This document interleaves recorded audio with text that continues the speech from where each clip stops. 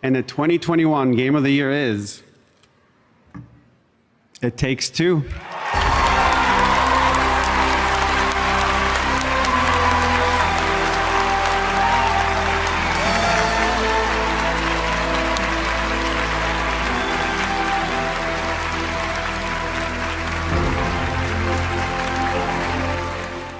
This was a pleasant surprise.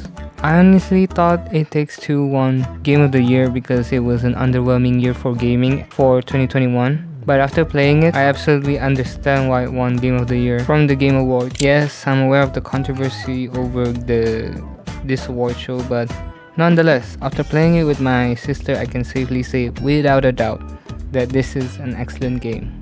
I'll start off with the gameplay because it's really the highlight of this game.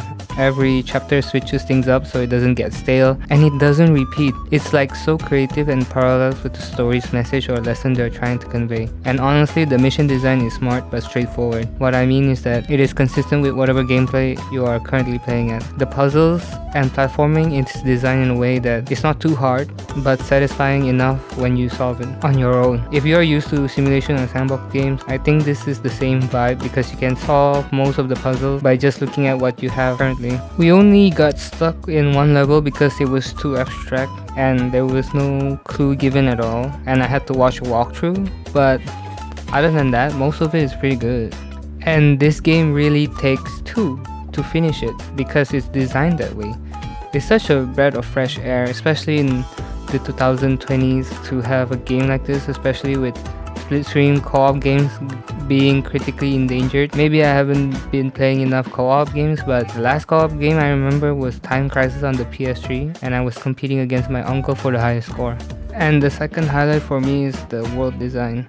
This is one of the proofs in the gaming industry that photorealistic graphics cannot replace fun gameplay. Yes, the human characters look a bit dated in today's standard, but you have to consider this is an indie game.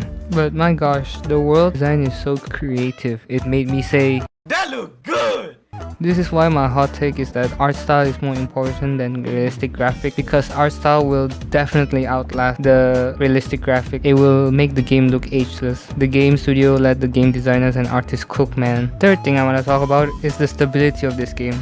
I'm running this on my gaming laptop, which has a 9th gen Intel i5 and an RTX 2060, and honestly it didn't crash even once. It stutters only when changing levels, but yeah, being able to play locally on my big TV is a huge plus. For online there's a bit of more lag, but the lag will pause the game, so that's quite nice. But I'm just surprised at how smooth this whole gameplay is, considering that game nowadays are released in a state where release now and fix it later mentality. To be fair, it's been out for years, but it's a stable game, and a huge plus is that a single copy, you can use a friend pass so that your friend or family member doesn't need to buy another copy. Wow, a game company that doesn't charge you for wanting to play with your friends? Very rare. Very demure, very mindful. Very pro-gamer. A huge plus is that you don't even need an EA launcher. Thank you! Fourth is the story. Surprisingly, it's not the most in-depth or thought-provoking story, but hey, it makes up in gameplay. But to be fair, the story feels genuine and real, like the problems between the couple feels grounded. It's not a cliche problem of cheating or exaggerated problems in TV or movie drama. 아 재밌어. 이거 내가 잘한 거잖아.